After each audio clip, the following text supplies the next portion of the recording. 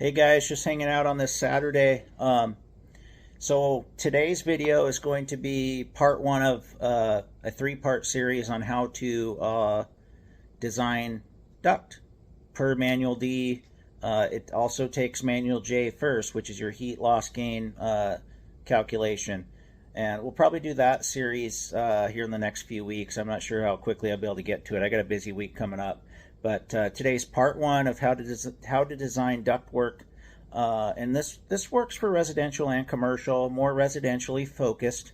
But yeah, I just want to show you guys in three steps, three videos, how to design duct the way I do it. If I'm doing a new construction job or a retrofit where I got to start from scratch, it all starts by a room by room load calculation. Okay, that's your first step, but that'll get you your numbers that you need to start your duct design process. So enjoy the video, guys.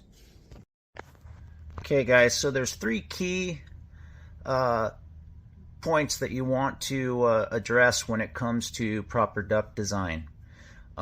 Number one, proper airflow. How do we determine the proper CFMs needed to be delivered to each space, and how do we come up with that number? Okay, I'm going to show you how we come up with that CFM value to properly heat or cool a room at its design conditions. Point number two, velocity slash noise. Now, what does that mean?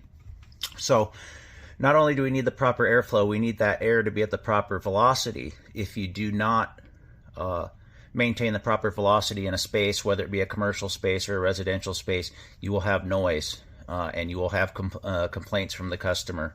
So I'll show you how to make sure that that's not an issue and to fall within the proper parameters on velocity and surface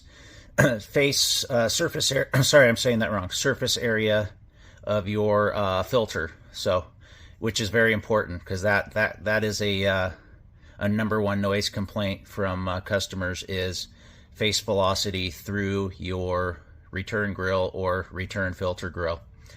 And then three is cost. How do we do this the most economically to deliver this air? What products are we going to use to make sure that we have the proper airflow and velocity through our ducts, through the duct system without breaking the bank? Because obviously, if money wasn't an issue, we could use the best products, and it makes it a lot easier. But sometimes you got cost constraints, so we want to address that too. So I'm going to show you how we do all three of these things. You requested this manual D duct design class. So I'm going to keep it very basic and keep it simple for you, so I'm not just bombarding you with a 300-page book that can a lot of guys aren't going to go through a whole book and do that. So I'm going to go over the basic points with you on how we do this and how I go about doing it simply and efficiently. So I'll be back. Okay guys, so give me a second here, we'll get this started. So, 1 second. Okay, so bullet point number one, okay, was proper airflow. Okay, how do we determine proper airflow? First thing you need to do is do a manual J, and we'll go over manual J probably after this video, so we're kind of going backwards here, but somebody requested duct design, so we're going to do that. So manual J, and you want to do a room by room load calc. This is on a new job. You need to determine what duct size goes to each room, how many CFMs each room needs. Okay, so how do we determine that?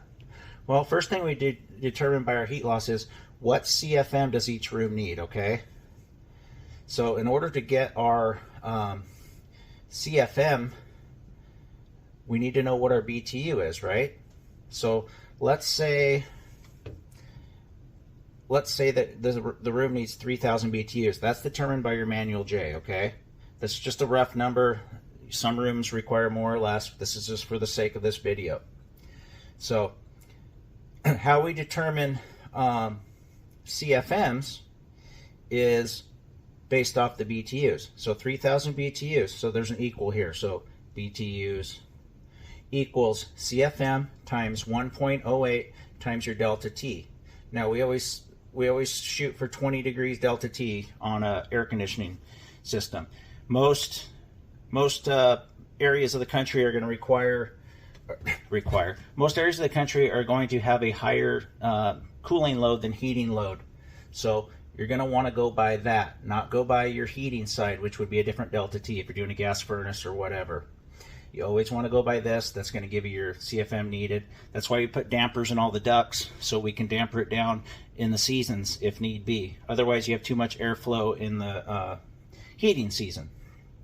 So 3,000 BTUs based off this formula. BTU equals CFM times 1.08 times your delta T. So that converts to, okay, we need 3,000 BTUs equals our CFM, which is an unknown quantity at the moment, times 1.08 times 20, which is our delta T. Okay, so that converts to 3,000 BTUs equals, let's call it X, we don't know yet, times 21.6. That then converts to 3,000 BTUs equals somewhere between 138 to 140, you know, there's percentages in there, times 21.6. So this is how many CFM we would want for that room. Now, how did we come to that number? So if you take 21.6 and divide it by 3,000, that gives you this number. It's like 138 and some change or something, 139, somewhere in there. But that's how you get that. Now, take a picture of this. This makes complete sense. This is a duct design part of it. This is only part one. We're going to get into how do you find duct that's going to equal this 138 to 140 CFM for that room, and how does it go with the entire system. Let's say the entire system needs 36,000. That's where we'll start on the next video. I just wanted to do this first. Hopefully it's not too jumbled, guys. I'm trying to teach it to you properly, but it makes a lot of sense. And you'll find this on that slide rule that I have. Your BTUs will equal X, which is your CFM, times 1.8 times whatever your delta T is. And that's how you do this, right? So let's go over it one more time. 3,000 BTUs equals an unknown quantity times 1.08 times your delta T, which we're going to use 20 because we're doing it for cooling. So 3,000 BTUs equals an unknown quantity times 21.6. You would take this number and divide it into that 3,000 BTUs, and that gives you your CFM for that particular room. Okay? You should do this first once you have your heat loss done, and then we can get to designing the duct, because you want to make sure this CFM is delivered to each room properly. So on the next video, I'm going to erase all this, and I'm going to show you guys how you start with your duct and how you taper your duct down as you get rid of those CFMs. And you also want to keep your velocity at a certain rate too, okay? And there's recommendations, I think it's SMACNA and ACA that recommend velocities different for residential and commercial, obviously, because residential is a little bit quieter, commercial you can go a little bit noisier just because all the background noise. So this is a beginning. Let me know if I need to explain it a little bit better. We'll get into this more as we do the actual designing of the duct, and I'll try to get a better. I might use this whole whiteboard, but I'm using half because I have some other personal information on this other side. So let me know if this makes sense to you guys. But this is where you want to start, right here. This formula. This is X right now too, because we don't know what that is until you do your heat loss. You put your value in there, and then you have these two numbers that are fixed based on you're always going to size for cooling in most regions, and then this is going to be an X too. So you don't determine this, we'll determine this. Okay. In this instance, 3,000 BTUs is going to be, if you size it for the cooling side, you're going to need 138 to 140 CFM.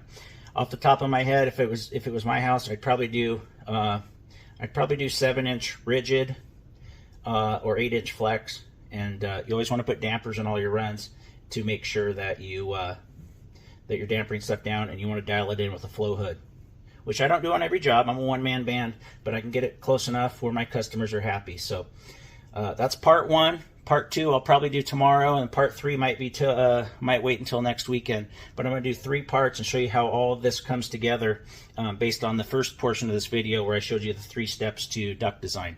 So thanks for watching, guys.